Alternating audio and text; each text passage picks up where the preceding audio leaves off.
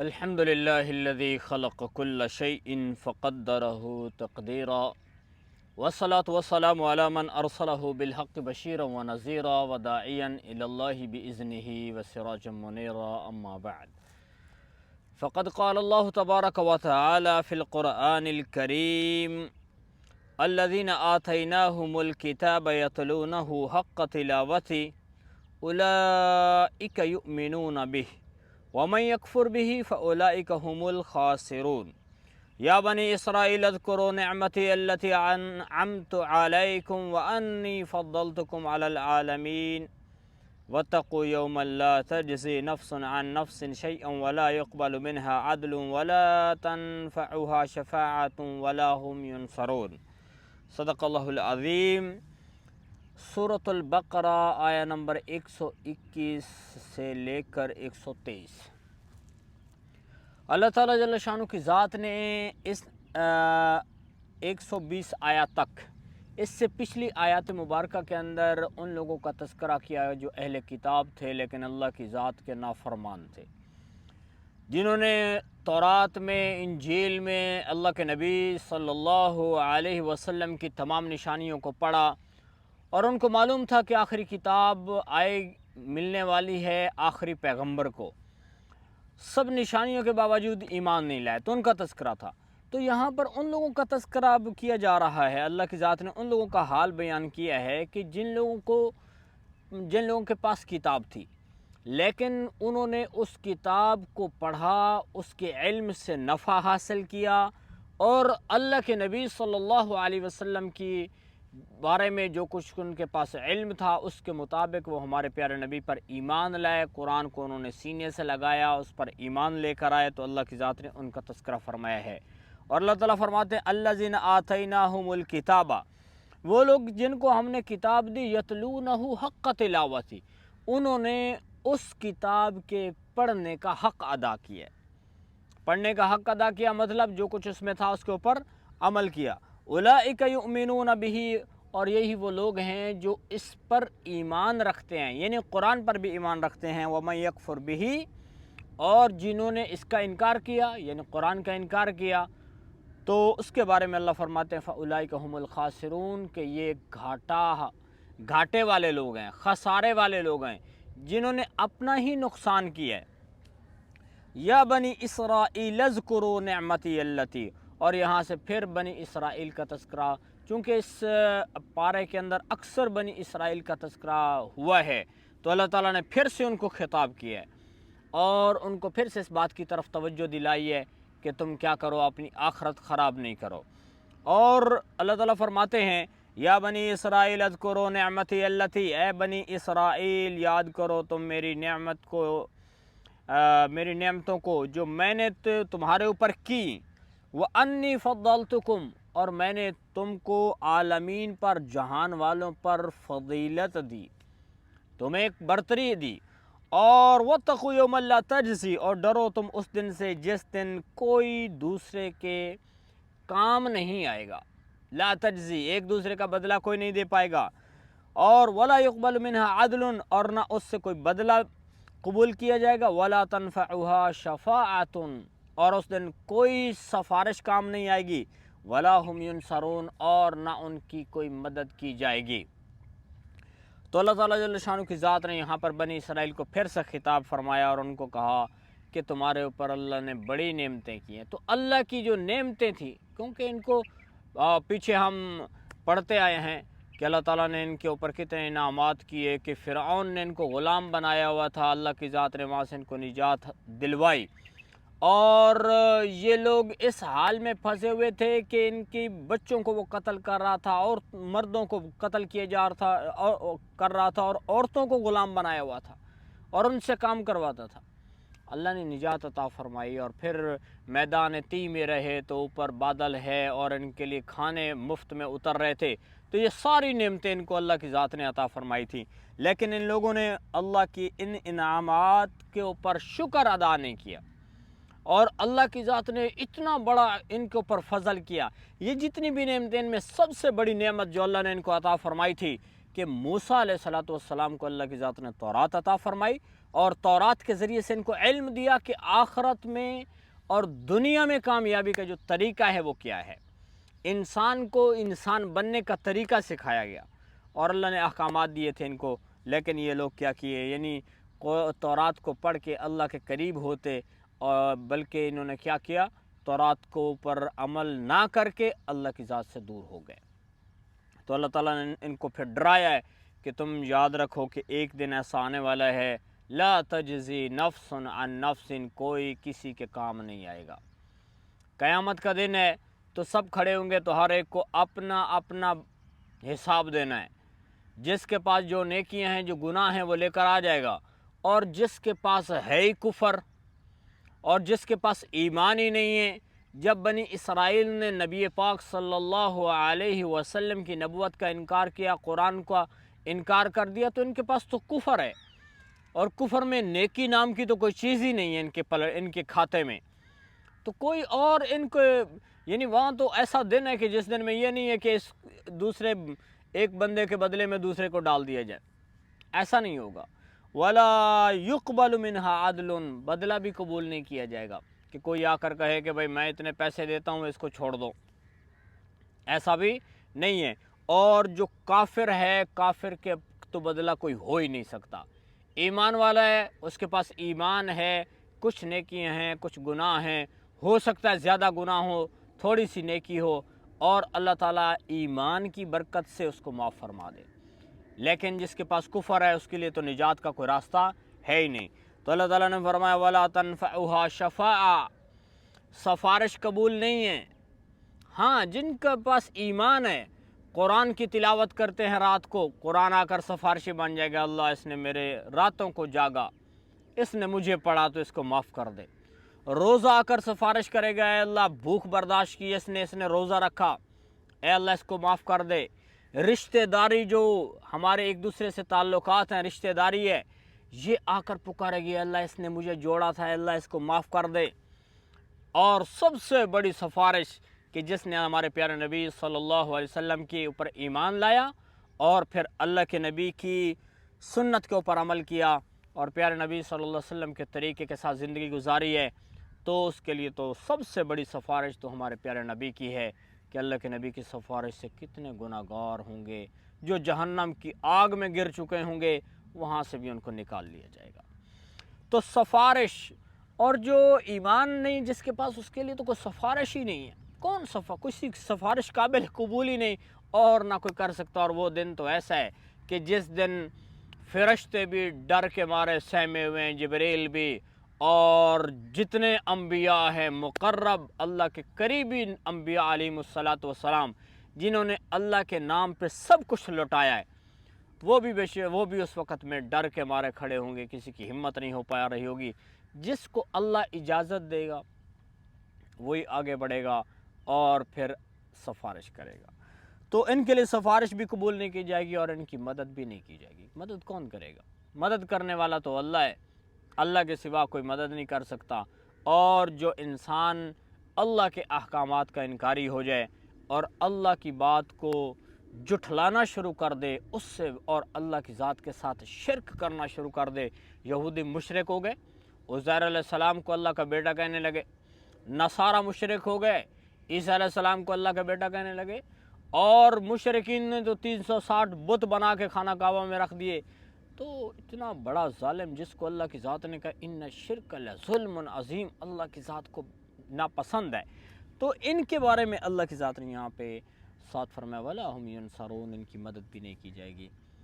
تو یہ یہاں تک ان کا تذکرہ تھا، اور آگے اللہ تعالیٰ نے حضرت ابراہیم علیہ السلام کا تذکرہ فرمایا ہے، اور فرمایا وَإِذِ ابْتَلَىٰ إِبْرَاهِيمَ رَبُّهُ بِكَلِمَاتٍ فَأَتَمَّهُنَّ قَالَ إِنِّي جَاعِلُكَ لِلنَّاسِ إِمَامًا قَالَ وَمِن ذُرِّيَّتِي قَالَ لَا يَنَالُ عَهْدِ الظَّالِمِينَ۔ تو آیت مبارکہ 124، یہودی اللہ کے انعامات آئے ہیں، آسانیاں ہو گئیں، اللہ تعالیٰ نے فرعون سے ان کو نکال دیا، موسیٰ علیہ السلام ان کو اس مصیبت سے نکال کر لے آئے، اور ان کے لیے نعمتیں ہی نعمتیں ہیں، لیکن پھر بھی اللہ کی نافرمانی کی ہے۔ اور ابراہیم علیہ السلام جس گھر میں پیدا ہو رہے ہیں اس میں بت بنائے جا رہے ہیں، وہاں بت بنتے ہیں اور بت بکتے ہیں، پورا معاشرہ شرک میں، کفر میں ڈوبا ہوا ہے، یہاں تک کہ گھر کے افراد بھی شرک کی مصیبت میں پڑے ہوئے ہیں اور شرک جیسے عظیم گناہ کے مرتکب ہیں، وہ وہاں پہ یعنی بت بنا رہے ہیں اور ان کو بیچ رہے ہیں۔ وہاں پہ اللہ کی ذات نے ان کو پیدا کیا، اور ابراہیم علیہ السلام کو اللہ کی ذات فرماتے ہیں وَإِذِ ابْتَلَىٰ إِبْرَاهِيمَ رَبُّهُ، تو جب ابراہیم کو اس کے رب نے آزمایا، ان کا امتحان لیا، کلمات کے ساتھ، فَأَتَمَّهُنَّ، تو پس انہوں نے ان کو پورا کر دیا، اور پھر فرمایا قال انی جاعلک للناس اماما، پھر ابراہیم علیہ السلام نے عرض کیا ہے اللہ مجھے لوگوں کا امام بنا دے، قال انی، مجھے جاعلک للناس امام، لوگوں کا امام بنا دے، مقتدا بنا دے، قال ومن ذریتی، اور ساتھ ہی فرمایا کہ قال انی جاعلک للناس، تو فرمایا کہ انی، بے شک میں بنانے والا ہوں آپ کو لوگوں کا امام، یعنی اللہ ان کو انعام دینے لگا ہے۔ تو اللہ تعالیٰ فرماتے ہیں قال انی جاعلک للناس اماما، میں تجھ کو لوگوں کا مقتدا بنانے والا ہوں، قال ومن ذریتی، تو پھر حضرت ابراہیم علیہ السلام نے عرض کیا ہے اللہ میری اولاد میں سے بھی ان کو بھی بنا دے، تو اللہ تعالیٰ فرماتے ہیں قال لا ینال عہد الظالمین، کہ نہیں پہنچے گا میرا یہ جو وعدہ ہے، یہ جو اقرار ہے ظالم لوگوں کو، یعنی جو دین کے اوپر عمل کریں گے ان کے ساتھ تو وعدہ ہے کہ ان کو عزت کے مقام پہ پہنچایا جائے گا، لیکن جو لوگ اس پہ نہیں چلیں گے تو ان کو عزت والا مقام نہیں ملنے والا ہے۔ تو ابراہیم علیہ السلام کو اللہ تعالیٰ نے آزمایا، اور اللہ تعالیٰ فرماتے ہیں کہ بکلمات، چند کلمات کے ساتھ، تو کلمات کا مطلب ہے کہ اللہ تعالیٰ نے ابراہیم علیہ السلام کو کچھ احکامات دیے تھے، اور جس کی بعض علماء نے تعداد 10 لکھی ہے، بعض نے 30 لکھی ہے، بعض مفسرین فرماتے ہیں وہ 33 ہیں۔ تو وہ جو احکامات تھے، یعنی نماز ہے، روزہ ہے، اور اس طرح سے اور بھی احکامات تھے، یعنی پاکیزگی کے حوالے سے، طہارت کے حوالے سے، تو مختلف احکامات اللہ کی ذات نے عطا فرمائے، تو جن میں اللہ تعالیٰ نے ان کو آزمایا، تو ابراہیم علیہ السلام نے 100% ان کو پورا کیا، ان پہ عمل کیا، اور اس میں سے 100% نمبر حاصل کر لیے۔ اور ساتھ ہی امتحانات، یہاں پہ 2-3 چیزیں ہیں۔ ایک سوال کہ ابراہیم علیہ السلام کا یہ امتحان جو لیا گیا، مقصد کیا تھا، اس کا عنوان کیا تھا، پھر ابراہیم علیہ السلام کو کامیابی کتنی ملی، انعام کتنا ملا، یہ ساری چیزیں آتی ہیں۔ تو ابراہیم علیہ السلام کے جو امتحان کا مقصد تھا وہ اس طرح ایسا نہیں تھا کہ ابراہیم علیہ السلام کو اللہ تعالیٰ یعنی یہ دیکھنا چاہ رہے تھے کہ جیسے ایک ان کی قابلیت کتنی ہے، جیسے عام طور پہ امتحان ہوتا ہے تو اسٹوڈنٹ کی قابلیت کو دیکھا جاتا ہے چیک کرنے کے لیے کہ یہ کس قدر قابل ہے۔ تو اللہ تعالیٰ نبی کو جو بناتا ہے تو نبی تو قابل ہی ہوتا ہے، اس کو اللہ علم اتنا دیتا ہے، اللہ تعالیٰ اس کی حفاظت کرتے ہیں، تو ہر قسم کے گناہ سے اس کو اللہ تعالیٰ بچا رہا ہوتا ہے۔ تو ابراہیم علیہ السلام کا امتحان ان کی قابلیت کو چیک کرنے کے لیے نہیں تھا۔ ایک چیز تو یہ ہے کہ اللہ تعالیٰ جل شانہ کی ذات ماضی، مستقبل، حال سب جانتے ہیں، اور ایک بندہ جو پیدا ہوتا ہے، ابھی بڑا ہو کر اس نے کیا کرنا ہے، جوانی میں کیا کرنا ہے، بڑھاپے میں کیا کرنا ہے، اللہ کے سامنے سب کچھ ہوتا ہے۔ تو امتحان کا یہ مقصد نہیں تھا، بلکہ جو آزمائش تھی وہ کیا ہے، ربہ، کہ لفظ ربہ اللہ تعالیٰ نے جو لفظ استعمال کیا اس کو تھوڑا سا ہم دیکھیں تو اس سے ہمیں اس بات کا پتہ چلے گا کہ ابراہیم علیہ السلام کی آزمائش کیوں ہو رہی تھی۔ رب کہتے ہیں کسی چیز کی تربیت کرنا، اور اس کو تربیت کرتے کرتے عروج تک لے کر جانا، اس کو کمال تک پہنچانا۔ تو اللہ نے ابراہیم علیہ السلام کو نبی بنایا تو ان کو قابل تو پہلے سے بنا دیا تھا، لیکن اب اللہ ان کو تربیت کر رہا ہے، اور ان کو استقامت کا پہاڑ بنا رہا ہے۔ अल्लाह इब्राहीम अलैहिस्सलाम के अज़म को और बढ़ाए जा रहे हैं, अपने नबी की यानी तरबियत फरमा रहे हैं। तो चुनाचे कितनी बड़ी तरबियत की और इब्राहीम अलैहिस्सलाम कितने बड़े इस्तिकामत के पहाड़ बने। नमरूद और पूरी उसकी पार्टी इतना बड़ा आग का चीखा, इतना बड़ा आग का चीखा जलाया उन्होंने कि फ़िज़ा भी उसने गर्म कर दी थी, और ऊपर से कोई चीज़ गुज़रती तो वो भी जल के आग में जा पड़ती। ऐसी बड़ी आग।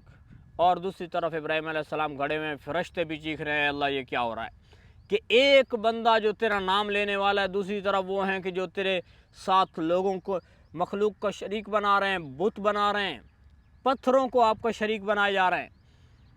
तो फरिश्ते भी आ रहे हैं कि इब्राहीम अलैहिस्सलाम के पास कि हम आपकी मदद करते हैं, आप हमें बताएं, हम आग को उड़ा देंगे, आग को बुझा देंगे, पानी बरसा देंगे। तो अल्लाह ताला जल्ल शानु की ज़ात ने इब्राहीम अलैहिस्सलातु वस्सलाम को इस्तिकामत अता फ़रमाई, और वो इतने बड़े इस्तिकामत के पहाड़ बने कि आग में जाना भी कबूल कर लिया। और फिर अल्लाह की ज़ात की तरफ से डायरेक्ट इनाम आ गया, या नारुकूनी बरदन व सलामा, ए आग ठंडी हो जा। मुफस्सिरीन लिखते हैं अल्लाह की ज़ात ने जब हुक्म दिया तो पूरी दुनिया में जहाँ कहीं आग थी वो सब ठंडी हो गई। और फिर अल्लाह की ज़ात ने इब्राहीम अलैहिस्सलाम की हिफाजत फरमाई, यानी इम्तिहान।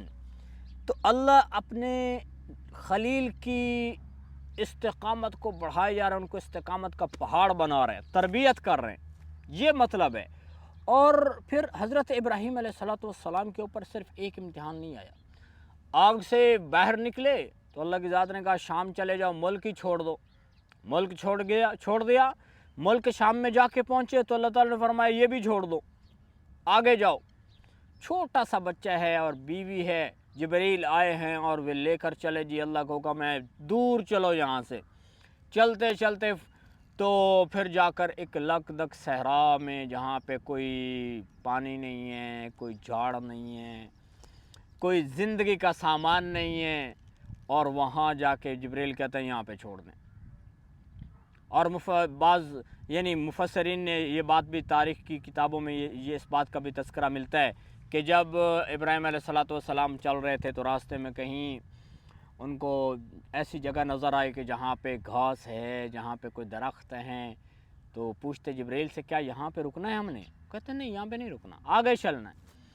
यहाँ तक कि जाके सहरा में छोड़ा। और फिर बड़ा इम्तिहान कि छोटा सा बच्चा माँ का दूध पी रहा है, और अल्लाह फरमाते इनको छोड़ के अभी वापस चले जाओ, ये भी नहीं कि इनके साथ तुमने रहना है। फिर वहाँ से वापस हो लिए, और वापस हुए तो अम्मा हाजरा परेशान हुई, पूछती हैं क्यों जा रहे हैं, हमें क्यों छोड़ रहे हैं, क्या अल्लाह का हुक्म है? फिर कहा कि अल्लाह का हुक्म है। उनका फिर अल्लाह की ज़ात हमें ज़ाय नहीं करेंगे। तो अल्लाह ताला की ज़ात ने इतने बड़े इम्तिहान में से गुजारा है। और फिर वो लंबा किस्सा है कि अम्मा हाजरा की फिर अल्लाह की ज़ात ने कैसे मदद फरमाई। और इब्राहीम अलैहिस्सलाम फिर इम्तिहान आया, जब बच्चा बड़ा हुआ तो फिर फरमाया उनको ज़िबा कर दो। तो फ़अतम्महुन्ना, तो उन्होंने तमाम इम्तिहानात में, चूँकि अल्लाह की ज़ात ने नबी की तरबियत फरमाई, इस्तिकामत का पहाड़ बनाया, तो अल्लाह के खलील अल्लाह की जल्ल शानो की ज़ात के तमाम अहकामात के ऊपर पूरा उतरे। तो फिर अल्लाह की ज़ात ने उनको इनाम क्या दिया है? अल्लाह ने फरमाया इन्नी जाइलुका लिन्नासि इमामा, मैं तो आपको मुक्तदा बनाने वाला हूँ। तमाम जहान की मखलूक का, जितने भी लोग क़यामत तक आएंगे, सब का मुक्तदा बना रहा हूँ आपको। जब इतना बड़ा इनाम सुना तो इब्राहीम अलैहिस्सलाम ने फ़ौरन अपनी औलाद के लिए भी दुआ मांगी। इससे भी पता चलता है कि एक बंदा है, उसको अपनी औलाद का भी ख्याल करना चाहिए, औलाद के लिए भी नेकी की दुआ करनी चाहिए कि अल्लाह ताला इनको नेकी वाले रास्ते पे चलाए। तो इब्राहीम अलैहिस्सलाम ने फ़ौरन अल्लाह की ज़ात से अर्ज़ किया, अल्लाह मुझे इमाम बना रहे हैं, तो व मिन ज़ुर्रियती, तो मेरी जो औलाद है उसके हवाले से उनको भी बना दे। तो अल्लाह की ज़ात ने फरमाया कि जो नेकी पे चलेगा, इताअत करेगा, उसके लिए तो वादा है, और जो ज़ालिम है यानी अल्लाह और उसके रसूल की इताअत से हटेगा, अल्लाह के हुक्म को छोड़ के अपनी बदमाशियाँ करेगा, तो उसके साथ कोई वादा नहीं है। तो अल्लाह ताला जल्ल शानु की ज़ात ने यहाँ पर हज़रत इब्राहीम अलैहिस्सलाम का ज़िक्र फरमाया, اور ان کو بہت بڑا انعام عطا فرمایا، کیونکہ وہ اللہ جل شانہ کی ذات کی طرف سے جو امتحانات آئے تھے، جو آزمائشیں آئی تھیں، جو ابراہیم علیہ السلام کی تربیت کے لیے تھیں، اللہ نے ان کو کامیابی عطا فرمائی۔ اور آج تو کیا قیامت تک آنے والے انسانوں کے لیے یہ ہے کہ وہ کیا کریں، اللہ کے حکم پر چلیں گے، اور اللہ نے جو قرآن میں درج کر دیا، جو لکھ دیا، جو بہت بڑا اللہ کا انعام ہے کہ اللہ کی ذات نے ہمیں قرآن دیا ہے، بہت بڑا اللہ کا احسان ہے کہ اللہ کی ذات نے ہمیں پیارے نبی صلی اللہ علیہ وسلم جیسی عظیم پیغمبر عطا فرمایا ہے۔ تو جو ان کی اطاعت کرے گا وہ کامیاب ہے، اور جو اس سے روگردانی کرے گا اس کے لیے نقصان ہے۔ اللہ تعالی ہمیں دین کی بات کو سن کر اس کے اوپر عمل کرنے